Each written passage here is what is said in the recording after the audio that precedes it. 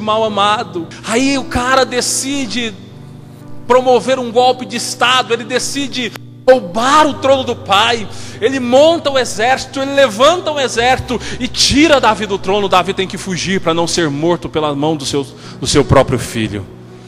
E aí Davi reorganiza o seu exército, e o mensageiro vai para levar as boas novas para Davi. E quando o mensageiro chega, a primeira coisa que Davi pergunta é: como vai o menino? E aí Davi fica sabendo, irmãos, que Absalão, o seu filho, havia sido morto ao fio da espada.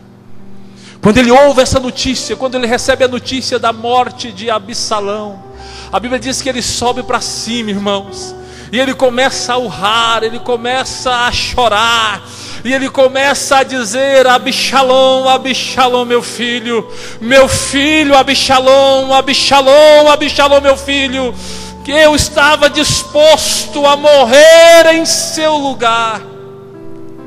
Isso é o que Davi diz. Davi, quando recebe a notícia da morte do filho, ele diz que estava disposto a morrer pelo filho.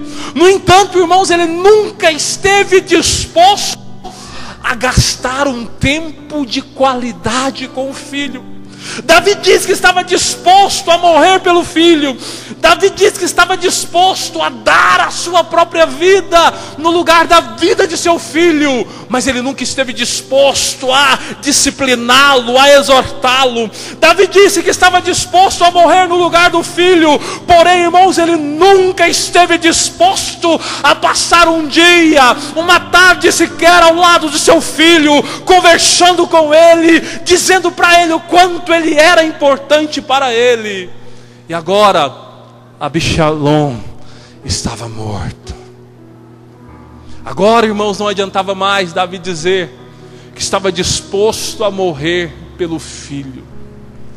E aí, irmãos, eu venho nesta noite para dizer a você, para desafiar você a não deixar o seu Absalão morrer.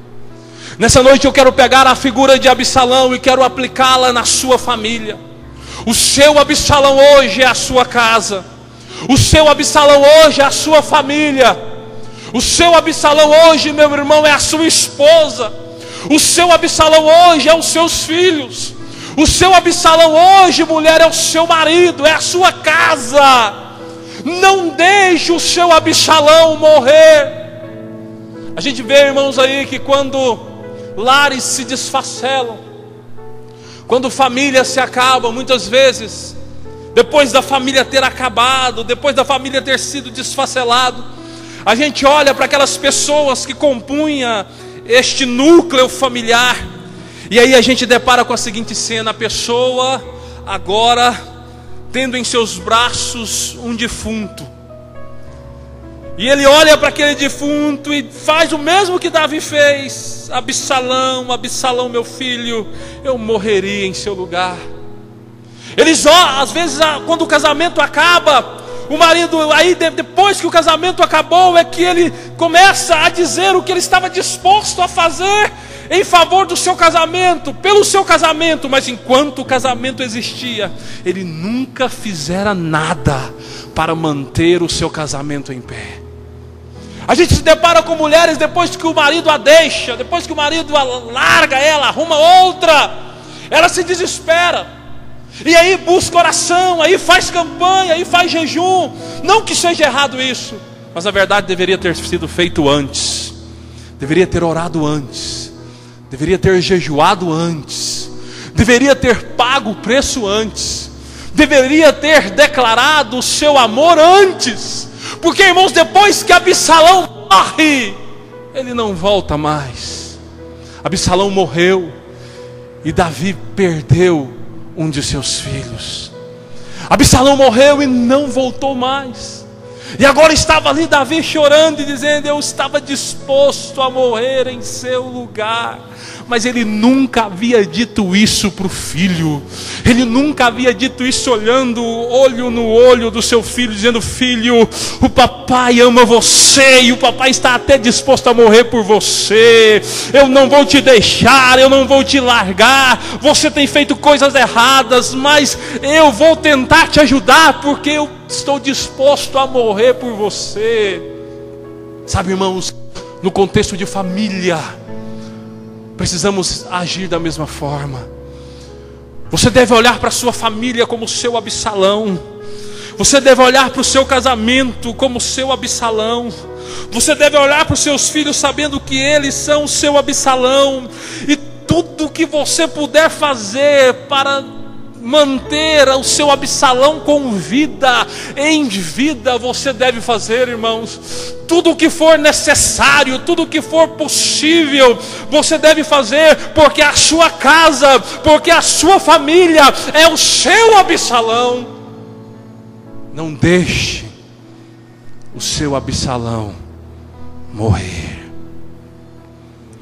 Talvez esta noite eu esteja pregando aqui para famílias ou para corações que têm visto o seu Absalão dar sintomas de morte. Lute por ele, pague o preço por ele, não desista dele, não coisifique a sua casa, não coisifique a sua família. Dê o valor necessário à sua família, demande o valor necessário para a sua casa, demande o valor necessário para os seus filhos, demande o valor necessário para o seu marido, demande o valor necessário para o seu casamento, em nome de Jesus. Não relativize a sua casa, não relativize a sua família, não veja a sua família apenas como algo em que você tem muito a receber, mas veja a sua casa e a sua família como um lugar onde você tem muito que dar, onde você tem muito que oferecer, em nome de Jesus. O Absalão precisa de você. Absalão depende de você. Para Absalão não morrer, é necessário você tomá-lo em seus braços. É necessário você o envolver com seus braços. É necessário você pagar o preço necessário por ele, em nome de Jesus. Para Absalão não morrer, você precisa demandar tempo de qualidade, tempo com qualidade a ele e para ele, em nome de Jesus.